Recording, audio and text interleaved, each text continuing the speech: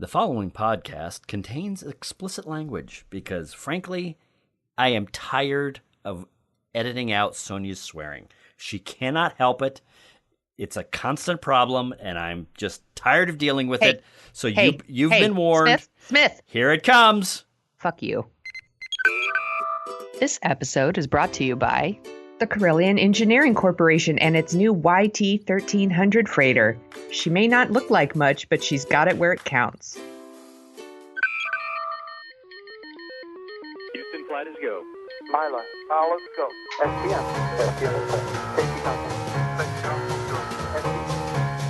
From Assignment X, Amalgamated Storytelling, and thesoniashow.com, it's Dorking Out with Sonia Mansfield and Christopher Allen Smith. Welcome to episode 79 of Dorking Out, a podcast for people who like to dork out about stories and the stories and culture that we love. That means movies and TV, books and podcasts, and everywhere else you find stories that interest us. You find stories that interest us. That's right, sorry. This is the, it's funny, we've done this 79 times. Yeah. I still have to read the script every single time. This is the Last Jedi Review Spectacular Edition. With me today is my co-host, professional writer, and author of The Sonia Show, the Ray Me shipping blog of Star Wars fandom, Sonia Mansfield. Warning, it's really hot. Two of those three Hello. things are. Hello, how you doing? With me today is my co-host, Emmy Award-winning filmmaker and nerd author, Christopher Allen Smith.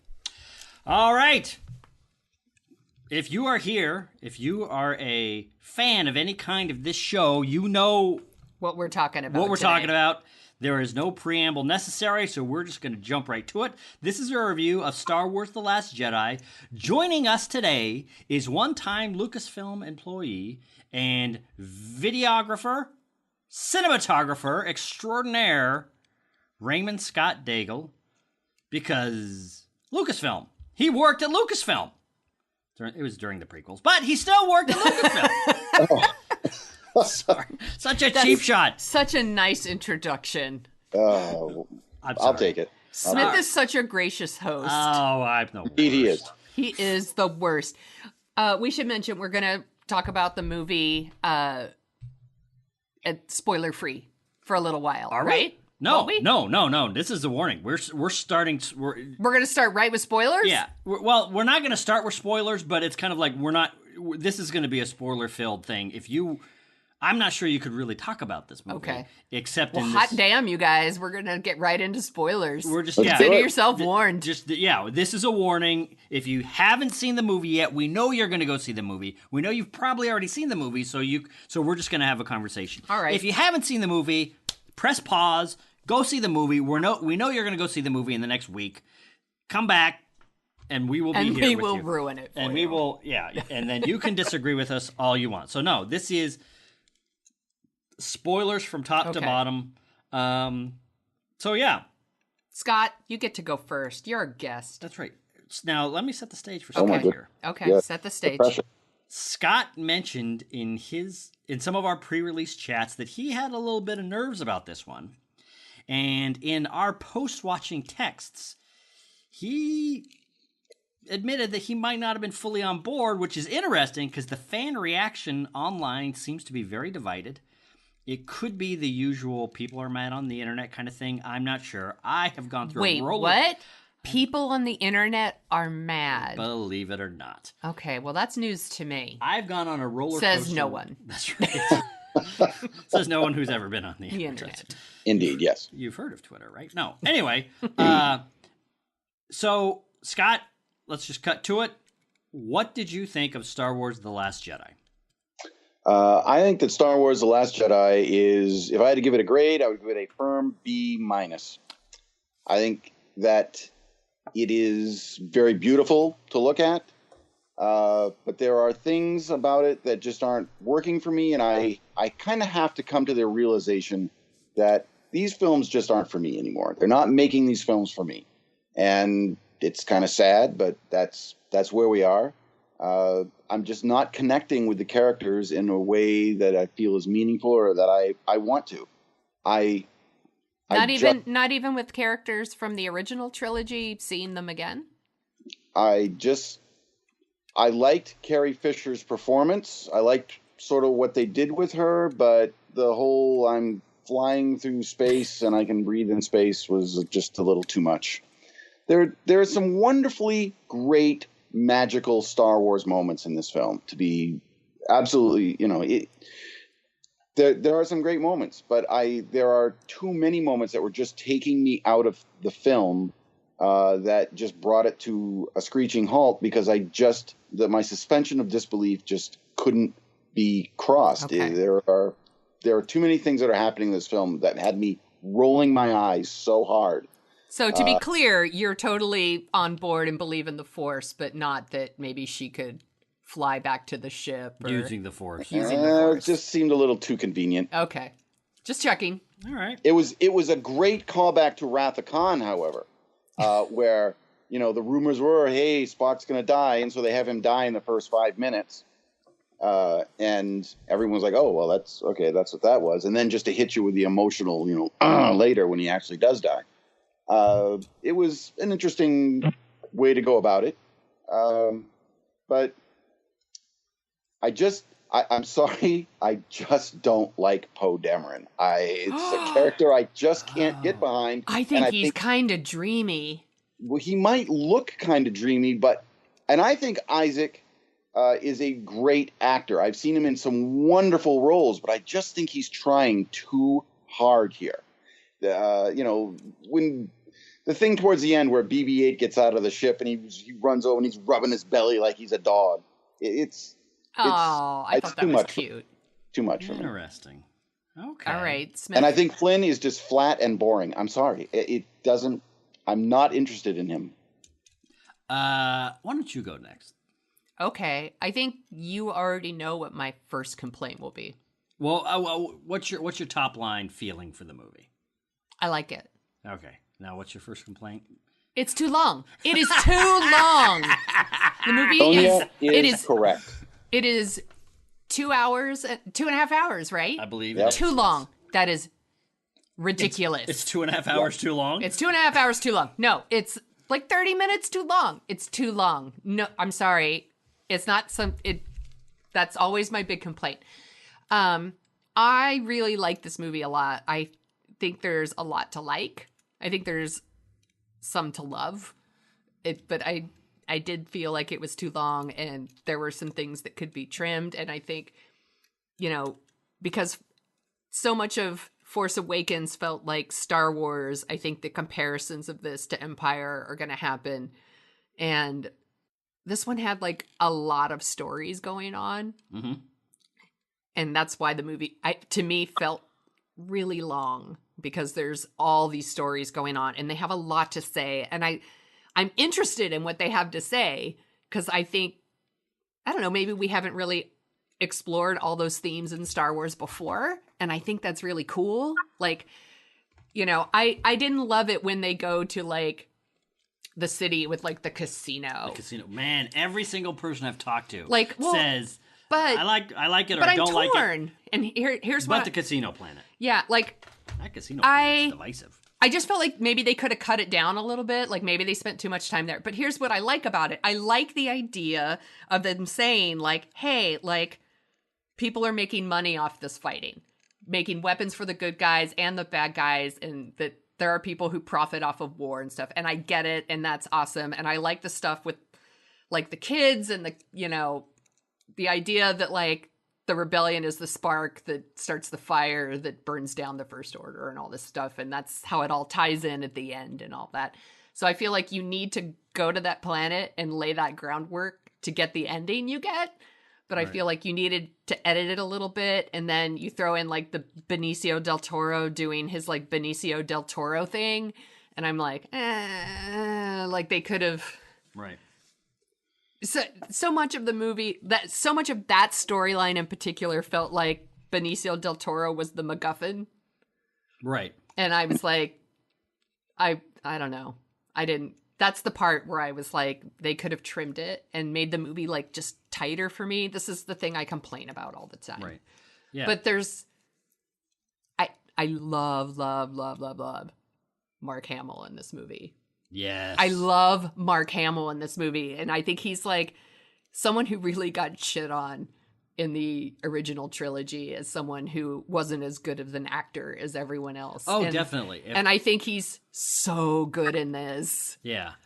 Actually, Scott, let me ask you this. And I agree, by the way. He was great. He was really good, and he had, because people always talk about his line readings from the original Star Wars, like I'm gonna go get some power converters. Yeah, like he doesn't mean to sound whiny. That's the whole point. Right. That entire beginning of his performance at the entire beginning is he's just some bratty, or not necessarily bratty, but he's just some whiny, snotty little kid that doesn't know anything about anything. Right. And he wants to do these dumb, mundane little things, and he has no idea about what's really going on in the world, and that's the whole point of his performance. Yeah.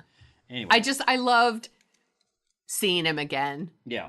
And I love how he's like grown into the role, and I love like kind of the extra like personality he gave Luke that he didn't have before, like the sense of humor, or, you know, like when Kylo Ren like shoots all the guns at him and he comes out and he kind of brushes his shoulder, like, you know, like I like these little moments that I don't think Luke was ever like, hey, Luke is hilarious. Like, he's not known for that. So I like that, like, they gave him just a little bit of more personality, I guess, than he's had. Right. You know, what did you think? I had a very interesting roller coaster. I went to see this with my sons Thursday night. I came out very mixed. I came out very torn. I wasn't sure I liked what they did with Luke. I was really irritated with what they did with Finn, but I think it had a subtle bit of misunderstanding of what was going on with him. I went to the bathroom during the casino scene, or part of it, so I didn't see the introduction of the kids. So I hated the end. Really hated it. It's like, oh, they're just going to cram these kids in at the end to kind of like have them as stand-ins for kids in the audience, and they're kind of playing it. And it didn't help that, I swear to God, the casting director for whoever does the Come to Disneyland commercials looks like, I'm sure they cast these three kids, because they just look like picture perfect. Indeed. Little cherubs or whatever, and it's just too much. But then I saw it again on Saturday, sat through the whole thing, and I almost started crying at the end. It was it really got I cried me. a few times in this movie, actually. And, well, yeah, and the other thing is... One was because I spilled some popcorn, but the other times I was genuinely moved. That popcorn's expensive. It is so expensive. All of my mixed feelings, because when I first saw it, it felt like a bunch of disparate scenes or disparate ideas that Rian Johnson had, the director-writer of this, of like, oh, wouldn't it be cool if they did this? Wouldn't it be cool if they did that? And then they should do this. And it seemed like, I don't understand why, you know, I mean, the plot of the movie is Rey is trying to get Luke to train her. The rebellion is running from this really big ship. Mm-hmm. The end. That's the plot of the movie. And I was like, oh, you know, like, it seemed like for an hour, the First Order ships were following them, but they couldn't quite catch up, which just seemed like weird writing to kind of have it be this situation where they're just chasing each other for an hour and a half in this movie. But when I watched it again, I think for me, there were subtle bits of storytelling, little quick, almost Christopher Nolan-like lines being dropped where if you miss them, you don't understand kind of all the nuance of what's going on and why it makes sense and all that kind of stuff. And, you know, there's a certain part of this that's, you know, ridiculous fantasy anyway. So you just have to buy into a certain level of absurdity. But I was... and thematically, it just seemed to be all over the place. Like, it couldn't decide what it wanted to do. But then when I started watching, or when I started really trying to get into it during the second viewing, is, for me, it is almost as though Rian Johnson understands what Star Wars is more than a lot of the vocal Star Wars fans who are hating this movie. which Yeah, is Scott. which is which is, for me, the theme is we need heroes, but we don't need hero worship. Everybody in this movie that makes a mistake, that goes too far, and I'm looking at you, Poe Dameron, does it because they have this idea of, well, I got to be the hero, I got to step up, so I got to make the big move. And a lot of times, making the big move in war results in unnecessary losses, unnecessarily violence, unnecessary whatever. Sometimes you have to listen to the commander that you think is totally full of it, that you think is totally wrong, and you have to bite your tongue and just do it. I love that part. I love that, like, first of all, I love Laura Dern. I want Laura Dern in everything. Oh, you might get her in the next movie, that's for sure. You mean like Twin Peaks? Yeah. No, I super loved her in Twin Peaks. She's actually, wait, I'm sorry, I forgot that she died in this movie. Spoiler! She's awesome, and she should be in everything. I love that, like, she could have been like, I'm a corporate stooge kind of character who's like, I'm going to make bad decisions and Poe's going to be the hero. Right. And I love that, like, that was never the case. Like, she's a leader for a reason because she's super fucking smart. And he has, and she puts him in his place. Like, I would actually have liked it if maybe she put him in his place a few more times. Right. But, like, I like that. I think a lesser movie would have had her be like, I'm doing the best I can, and, like, it's not a good plan, and he saves the day. Right, exactly. And I thought that's what they were setting up here, but, they then revealed that he was wrong, that it made, and I think on first viewing, I was in this camp, which is, if it was her plan the whole time to go to this other planet and then turn the ship around and ram right into him, just tell your bridge crew. Tell somebody what the plan is. Well, I don't know. I don't know hands. if like turning around and running the ship into the other ship was the plan all along. Mm-hmm. But I mean, you've seen it 3 times and I've seen it once. But it's hinted that it might be. And what's interesting is it's not exactly clear. It's clear that the First Order can track them. It's not exactly clear why, which completely explains why she is not going to explain her plan to every Tom, Dick, and Harry on the ship. Because she's a leader and she's busy. She doesn't have time to explain her shit to like every true Tom, Dick, and Poe that comes by. That's right. But there's Tom, Dak, and Poe. But there is Tom, Wedge, and Poe. That's right. There is. I think you can make a case that because it was more than just Poe doing the mutiny, right? That she maybe might have wanted to explain it to somebody. Sure. I can definitely see why the guy that just got demoted for not following orders. Right. I understand why you might not want to, tell that guy. So anyway, I mean, so a lot on second viewing, a lot of the, and that was another thing that kind of lined up thematically, which is she is doing this heroic thing, but she's not making a big show about it.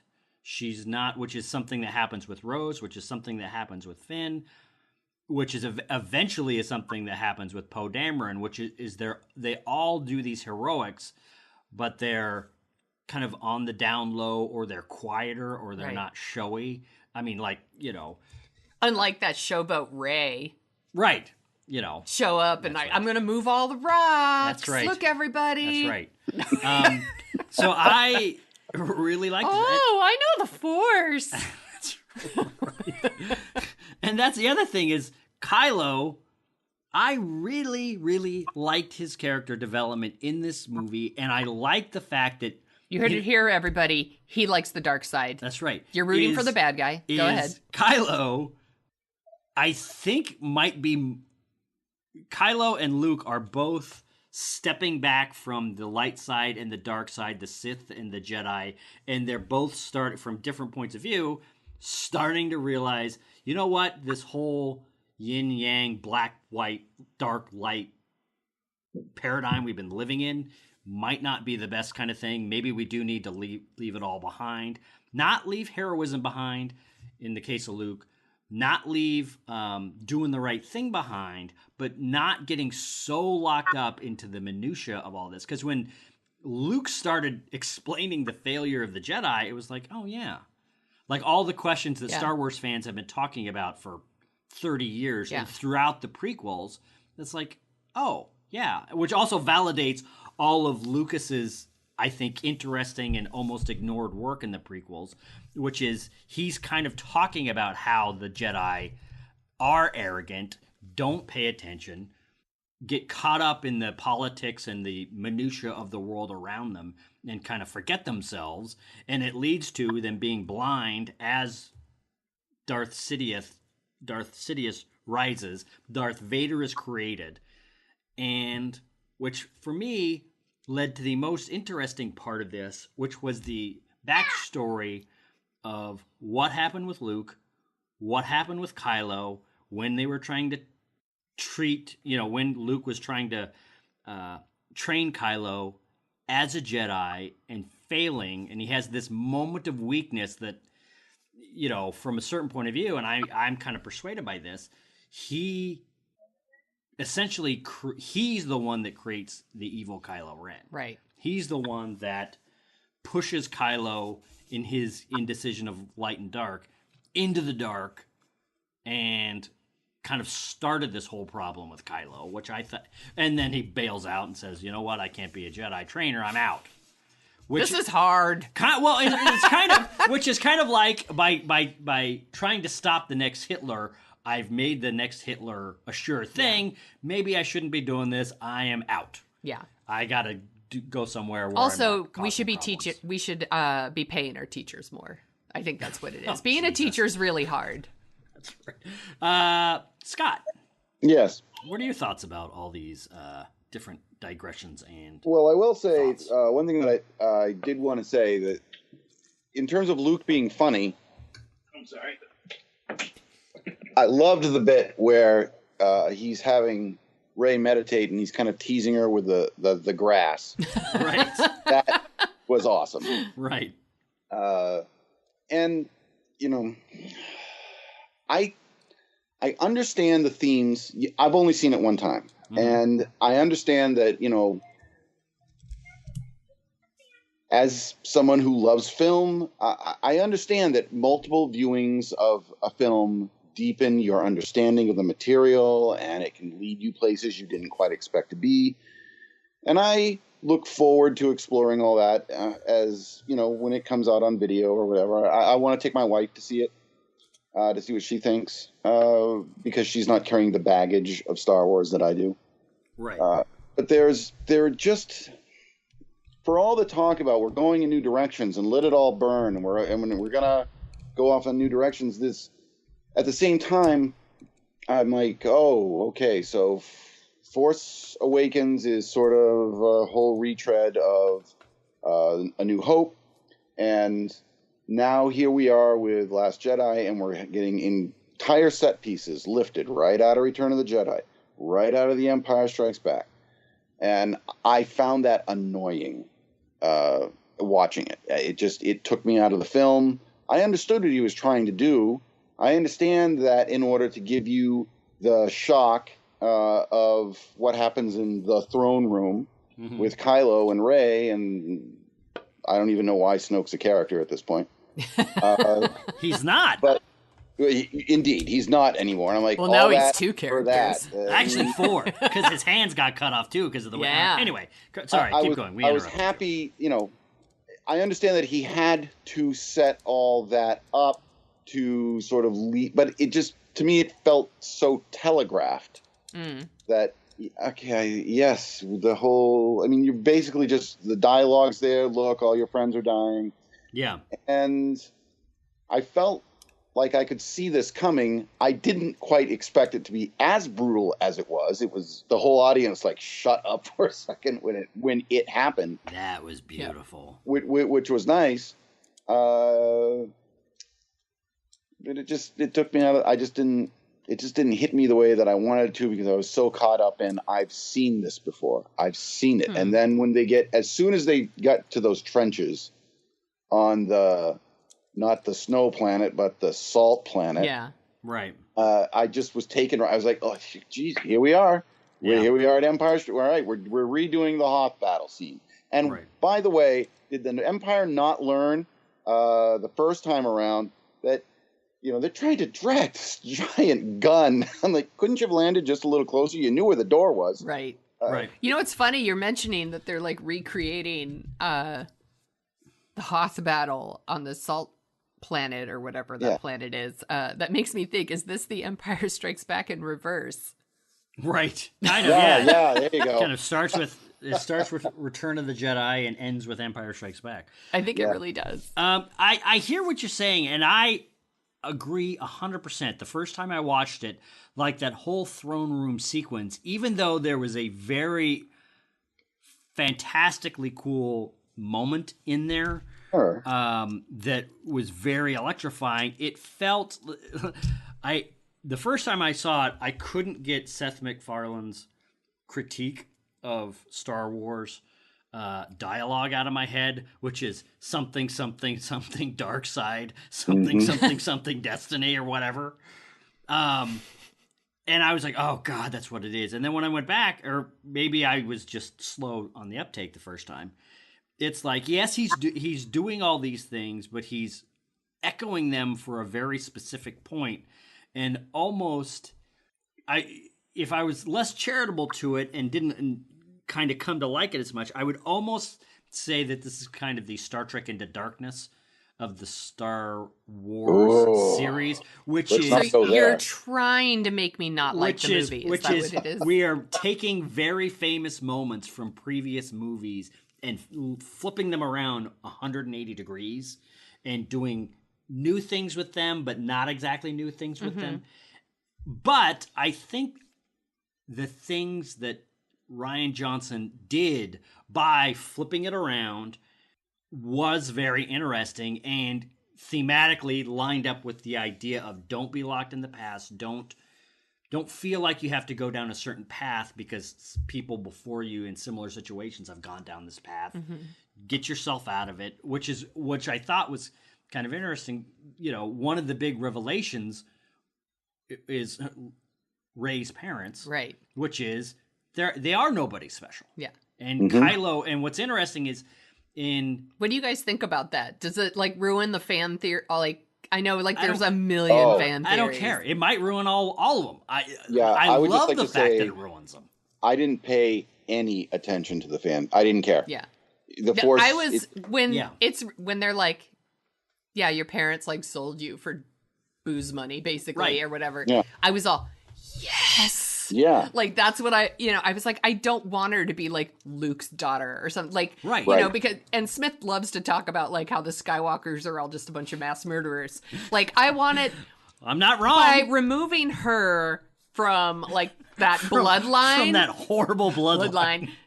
They instantly expand the universe. For us, like of where it can go and the stories they can tell. Right. Like it doesn't have to be all Skywalker based. Right. I was actually feeling dread when she was in the tree. I mean the cave. So when she's and it's the whole multiple mirror things. When that figure was walking up on the other side of the glass, I felt this feeling in myself of, oh, all right, this could be a terrible moment. And I just was bracing myself for it to be, a Skywalker or Kenobi or somebody that I'd heard in passing. And I felt so relieved when it was her. Right. So I'm 100% on board with that. Yeah, well, I really liked it. And thematically, it links up with you don't have to have this. Because that is...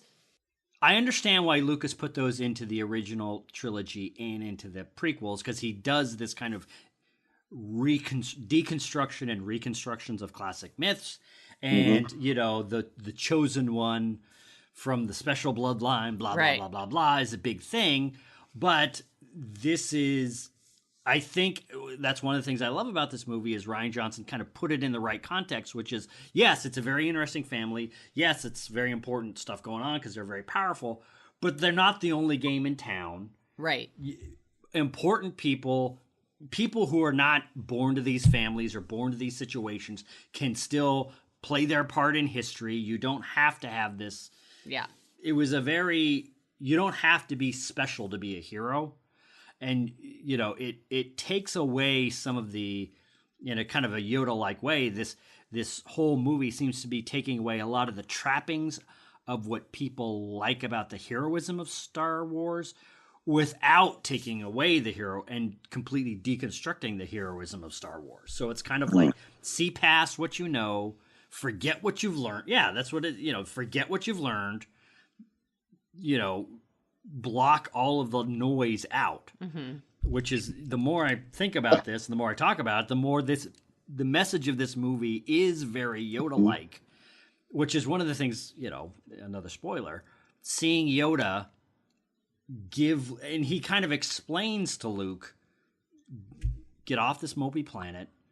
Yeah, you failed, but you're supposed to fail. You're supposed to pass on those failures and warn your students about the possibility of failing. And I'm going to burn these books down anyway, but not really, because I put them on the Millennium Falcon. Right. So, by the way, my husband commented how much he loved that Yoda was like the puppet Yoda, not like super digital Yoda. That's what was in her. Yeah, I like that. I really loved it, but when I went back and watched it again, he's kind of like the Ewoks in the special edition or in the digital Blu-ray release of Return of the Jedi, which is they're still 90% practical, right? But then they're blinking their eyes and all this stuff, Sure.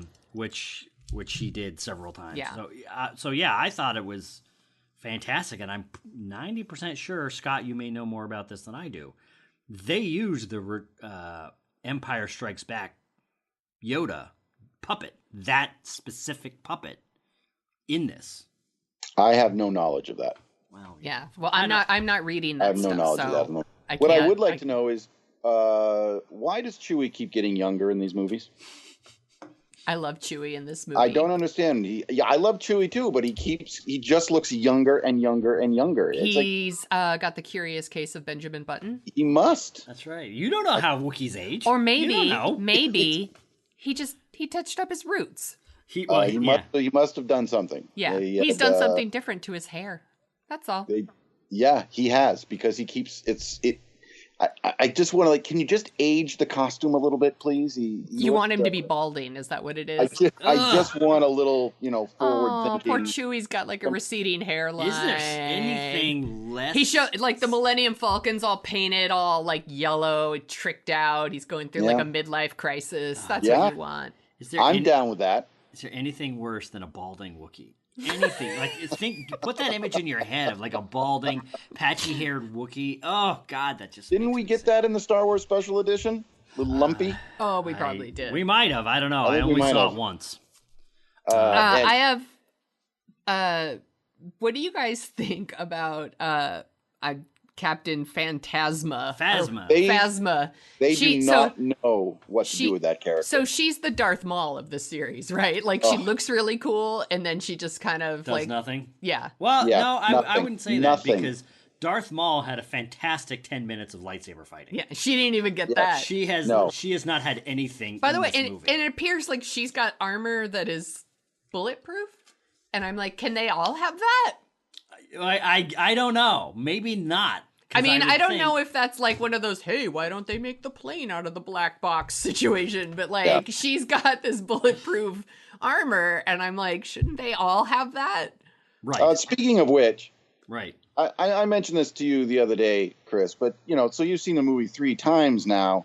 Does it get any better that Finn and Rose are about to be executed in what looks to be like 20 or 30 squads of stormtroopers, and then the Laura Dern turns the ship around and hyperspaces it into the big Snoke ship, which, by the way, is an amazing effect. Holy smoke! It cuts to just Finn and Rose being alive. Well, okay. Here's the thing.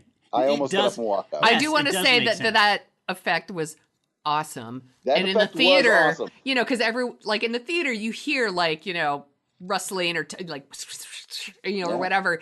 And then that happened, and it's so quiet. Oh, it went. And it was like you could hear like a pin drop in that theater. Yes. Like everyone was all.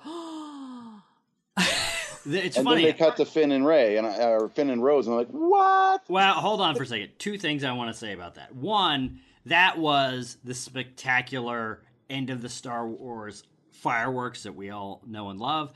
But I was reading a posting on the Star Wars subreddit about some guy gushing about how he loves Star Wars and everything, and him describing that moment in the theater and his showing where and why he loves Star Wars because it was completely silent, and then he hears this 8-year-old kid somewhere in the theater just go, "Wow." Sure. And it was 100% true. And then my second showing, that exact thing happened. Some young kid somewhere in the theater at that moment just was like totally blown away, and they couldn't keep it in. And it was very I think cool. that's awesome, and that's one of the things that we should be remembering when we see these movies is that there's a whole bunch of kids that are seeing these movies like how we saw our trilogy. And like, you know, I saw a few girls at the screening that I was at, you know, maybe they're 10, maybe they're 12, and they're dressed up like Rey. And I went to like a Saturday morning show. It wasn't like, oh, I went opening night and everyone's dressed up or whatever. Like I can't overstate like how much Rey means to girls and how much a character like Rose will mean to girls and how much Finn will mean to African American people. Like, and oh, come on, Lando.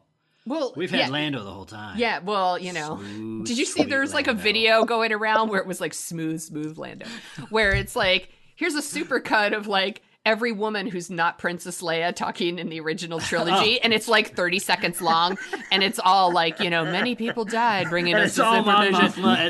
In Return of the Jedi. Like, there's diversity all throughout the movie, like what in different pilots of all different shapes and sizes, like, you know, different races, like all of that We've gotten a couple more fat X-wing pilots, which is always nice. Yeah. It's awesome. Like, I can't state enough how like very, very cool that is and how much it means to people. Yeah. Because it, you know, Star Wars should be for everybody, and I think it makes people enjoy it more. I also want to ask you guys. Hold on, I gotta answer a question from Scott from earlier about Rose and Finn being the only ones left alive. Okay, I'm sorry. Which is no, that's okay.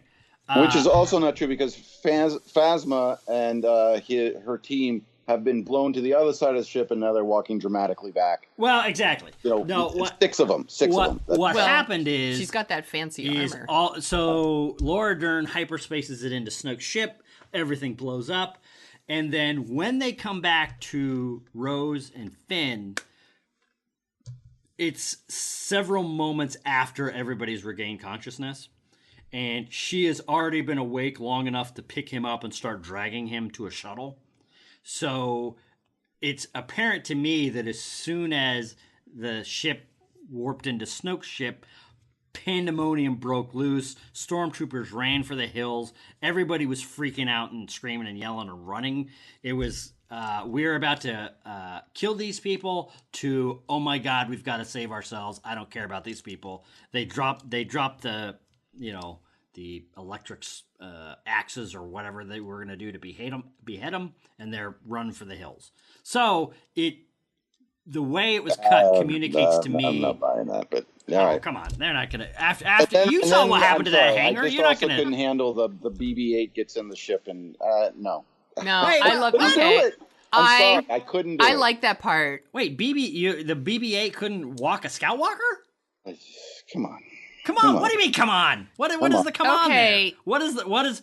BB-8 is doing the exact same things that R2-D2 did in the original trilogy, where he is showing up and he is saving everyone's ass. I'm just not. But he's just I'm doing it on a. I'm sorry. I said at the beginning they're just not making these for me anymore. Kids these days with their BB-8s. I am too old.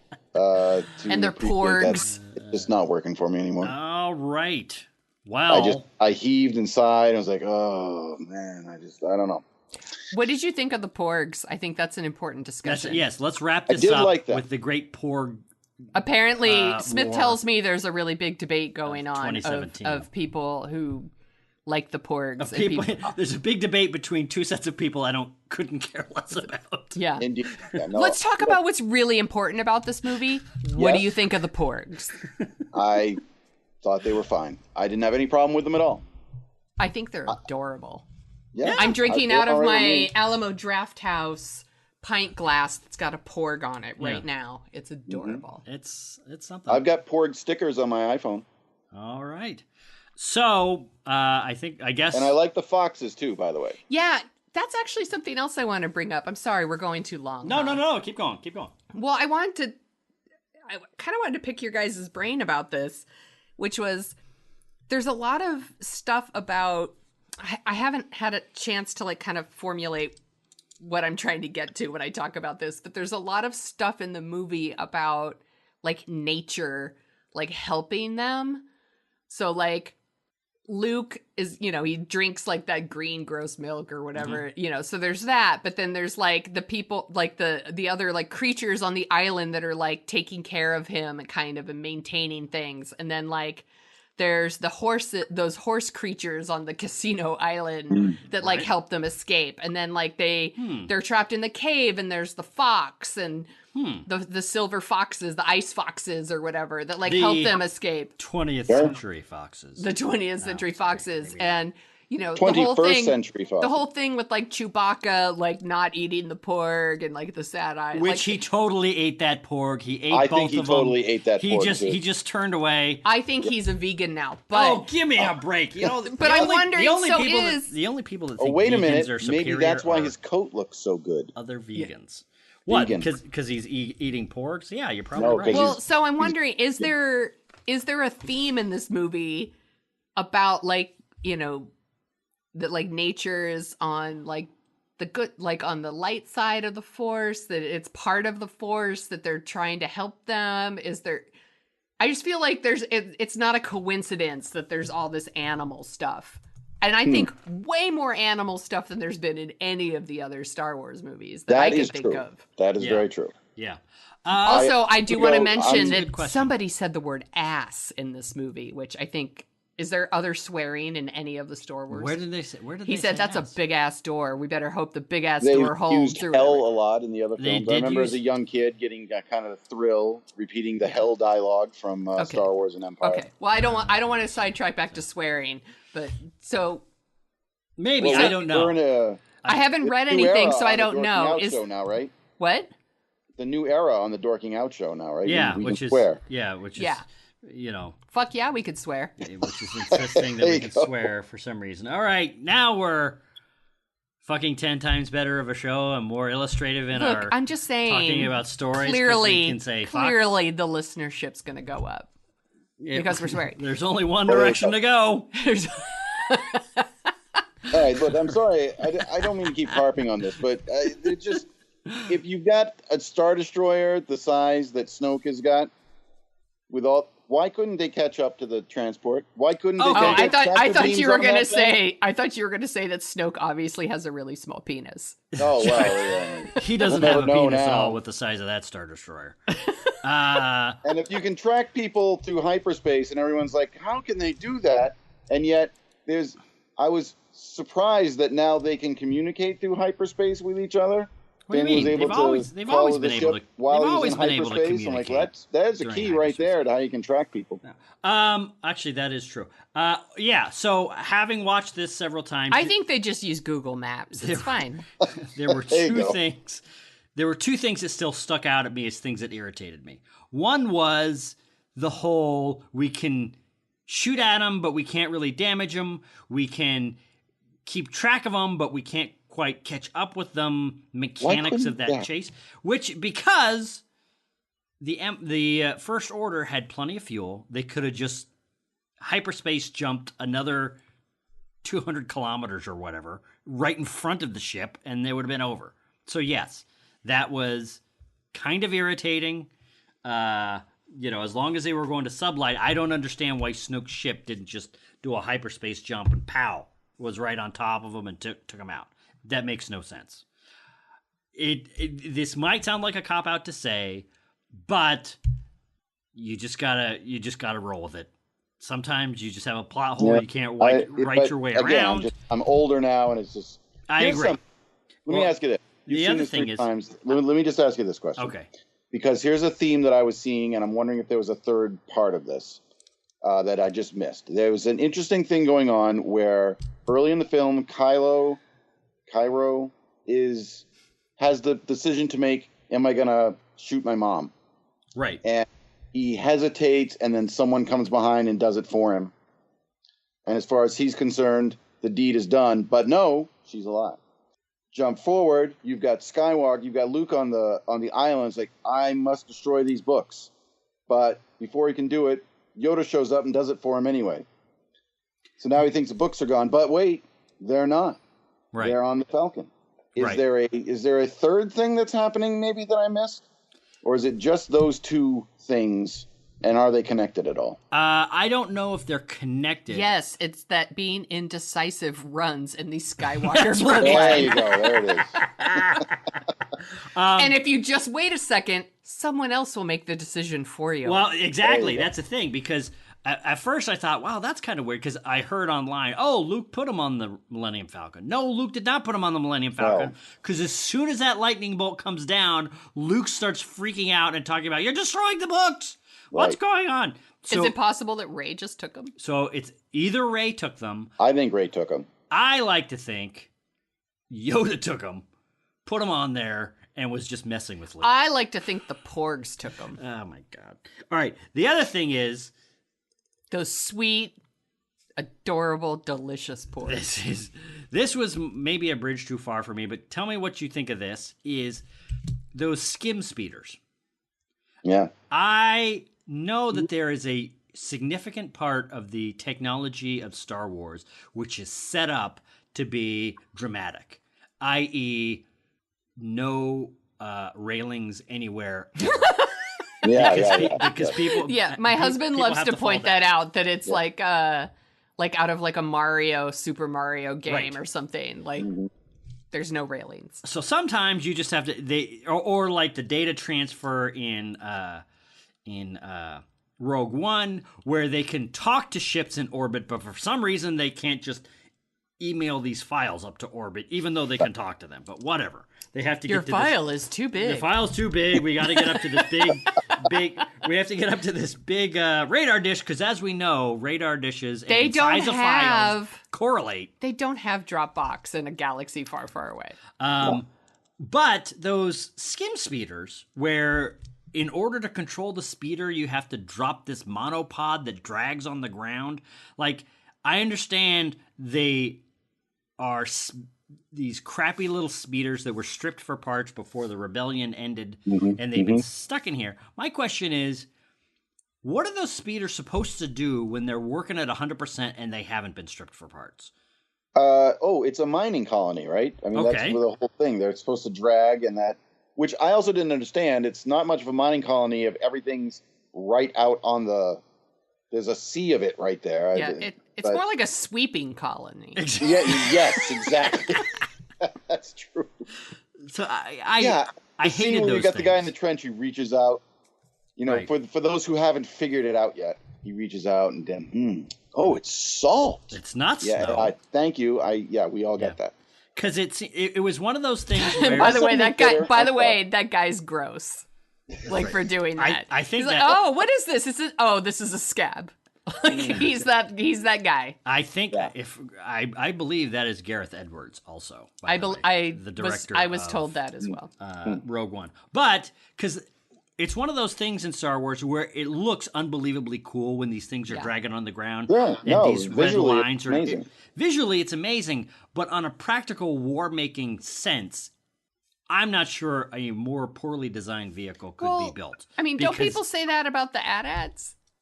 They do, but AT-ATs are big and armored. They're so and cool. They are very cool, but they're not super practical, really.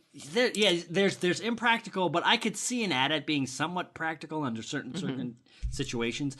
This ship that cannot be controlled unless part of it is dragging on the ground, I don't get it. No, you're right. I don't know. Here's the thing that bothers me the most. Everything that you have said is 100% true in terms of the themes. And yes, Ryan is trying to work in new ways, and he's saying, you've got to leave it all behind. The characters say it in as much the dialogue, which was terrible, by the way. But It was on par with everything. Every other Star Wars movie. I don't think it was. You're terrible. crazy. Keep going. No, the dialogue was terrible. But they're burning everything down and they're starting fresh. And there's part of me that really wishes, instead of going off and doing this other trilogy that he's now going to do, that he would make the next film. Like, all right, I've burned everything down and we're going, and instead they're just giving it back to JJ. Actually, that is a fantastic place to leave this and tease. It is, but I don't want JJ episode. coming back to it. We are gonna talk on our next show about the state of Star Wars. We're gonna talk a little bit about Episode 9. We're gonna theorize and talk about Rian Johnson's trilogy. I was going to say prequel trilogy, but we don't need some sort of trilogy. So let me ask you, let's wrap this episode up. So we'll wrap this one up with Sonia. Yeah. What am I going to ask you? I'm already married. On a scale, that is definitely, you definitely misread this question. Get off your knee. On a scale of 1 to 10, or a scale of 0 to 10, what would you give this movie? It's an 8. All right. Scott Daigle. It's a 6. Oh, snap. Okay, here's what's interesting. Oh, you burnt, Last Jedi. Sorry. Here's what's interesting for me. I don't care about you guys. Obviously. Thursday night, if you had asked me, Friday morning, if you had asked me, I would have been with Scott. I would have maybe even gone 5.5. Like, this is, there are parts of it that I loved. I told friends that I was having a very prequel reaction, which is parts of it frustrated me like crazy, and other parts of it were fan-effing-tastic. Having seen it again a couple of times, this is definitely an 8, maybe going towards a 9, maybe when all is settled. I have a feeling that once the Star Wars fandom watches this movie more, and this is kind of happened with Empire, this might be the new favorite Star Wars movie. For you. For me. Kind of happened for Empire? What sort of revisionist history is this? What are you talking about? You and I remember when Empire closed, and those 3 years between Empire and Jedi, it was like, oh, the good guys lost, they got beaten up, and now Luke is Darth Vader's son. Oh my God. People were not happy with that. I just absolutely reject that. It was all we talked about on the playground because it was so freaking cool. It was my cool, issues but it was with this intensely movie frustrating. Are not because of the ending. Like, my issues it's too long. It is too long. Tighten it up. I'm backing that. And I think, like, they probably should have started with the Finn Rose stuff. It needed something else for me. But I do want to say, like, when I see a Star Wars movie, like, when it's over, I am a little, like, kind of giddy. Like, I'm like, Star Wars, woo! Like, and that lasts for, like, a couple of days.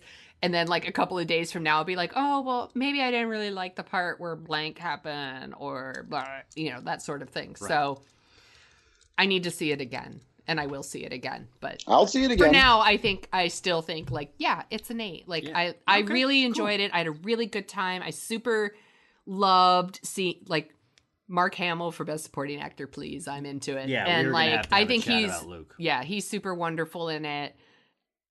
I really enjoyed it. Sonia Mansfield. Yes. Speaking for Scott Daigle and myself, is there anything else that you would like to say? I'll just say, porgs! And goodbye. Bye!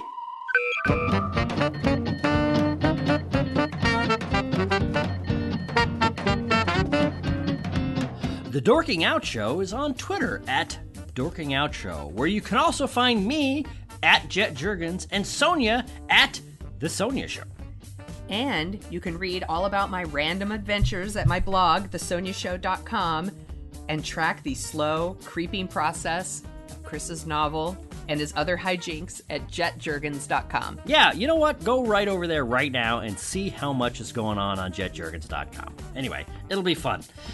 It'll be like a trip back to 2016. Anyway, you can find out more about the Dorking Out Show at dorkingoutshow.com, and while you're over there, you can support us by giving us a review on Apple Podcasts. Please, for the love of God, for some reason, Apple Podcast holds our destiny in their hands, so go over there and give us a rating, please. Sorry. We would do it for you.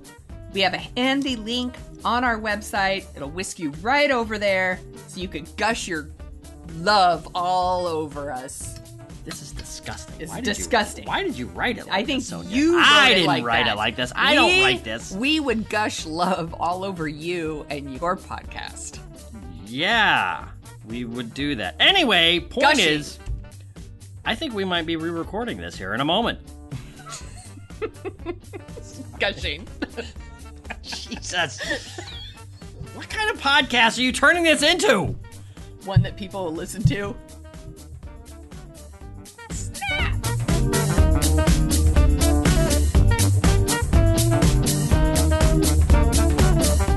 This has been a presentation of Rocket Spots Media.